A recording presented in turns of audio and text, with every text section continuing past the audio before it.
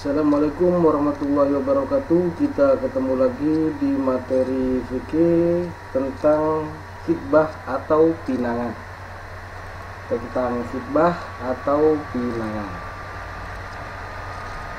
Baiklah, kita lanjut saja tentang pengertian khitbah. Khitbah yaitu permintaan seorang laki-laki kepada seorang perempuan untuk menjadi istrinya dengan cara yang sudah ditentukan oleh syariat Islam. Ini pengertian khitbah. Jadi yang namanya khitbah itu permintaan seorang laki-laki kepada seorang perempuan untuk dinikahi. Itu disebut khitbah atau pinangan. Lanjut saja ke hukum khitbah. Hukum khitbah itu, hukum meminang itu bisa menjadi sunnah. Asalnya sunnah. Jadi hukum khitbah itu hukumnya sunnah, yaitu pinangan kepada wanita yang tidak ada larangan menurut syariat Islam.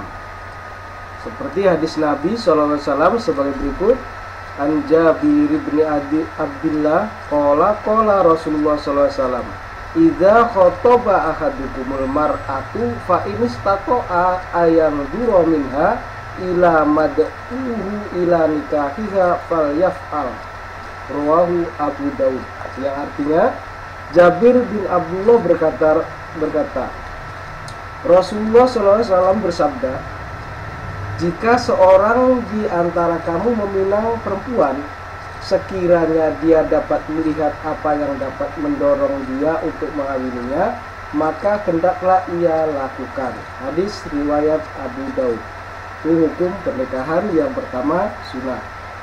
Yang selanjutnya hukum khitbah itu, hukum khitbah ya. Yang tadi itu hukum khitbah yang kedua wajib. Karena meminang adalah tindakan menuju kebaikan. Hal ini pendapat Abu Daud Al-Jahiri. Menurut Abu Daud berarti hukum khitbah itu hukumnya wajib. Tapi ini menurut Abu Daud Al-Jahiri. Adapun mayoritas ulama, kebanyakan ulama menyatakan bahwa meminang tidak wajib. Kebanyakan ulama bahwa menurut pandangan ulama hukum meminang itu tidak wajib. Namun praktek kebanyakan di masyarakat menunjukkan bahwa meminang merupakan pendahuluan yang hampir pasti dilakukan sebelum pernikahan. Jadi hukum khitbah yang kedua wajib menurut Abu Daud Al-Jahiri. Yang ketiga, hukum khitbah itu haram. Hukum khitbah itu haram atau meminang itu haram, yaitu meminang perempuan yang sedang dipinang orang lain. Jadi kalau perempuannya sudah ada yang meminang orang lain, kita meminang lagi, berarti hukum meminangnya ini haram. Yang selanjutnya, perempuan yang boleh dipinang.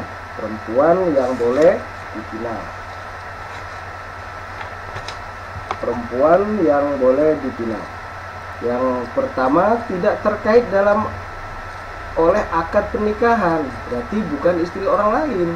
Perempuan yang harus dipinang itu bukan istri orang lain. Ya, kalau istri orang lain pasti marah.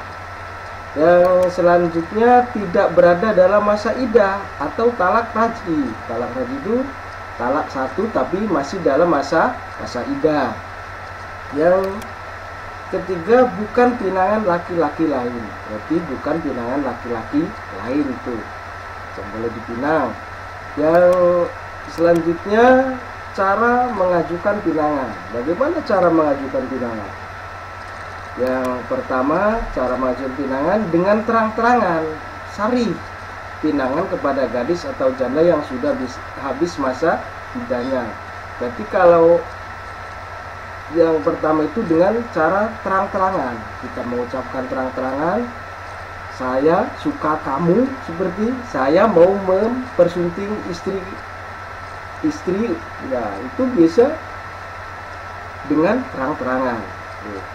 Bisa juga dengan gadis dengan janda, tapi jandanya yang sudah habis masa iddahnya.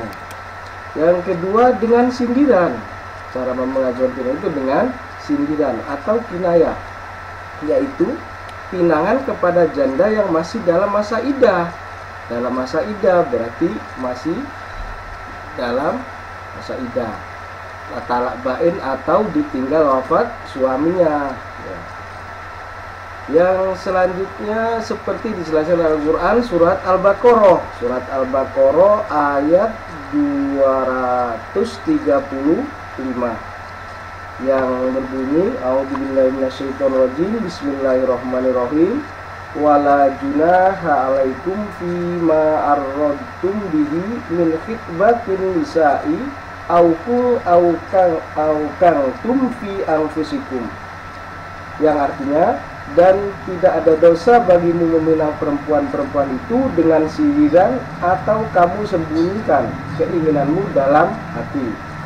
Quran surat Al-Baqarah ayat 235. Itulah pembahasan mengenai materi fikih mengenai khitbah atau pinangan. Mudah-mudahan bermanfaat bagi yang melihat dan umum melihat. Ya, diakhiri dengan baca hamdalah, alhamdulillahirabbil alamin.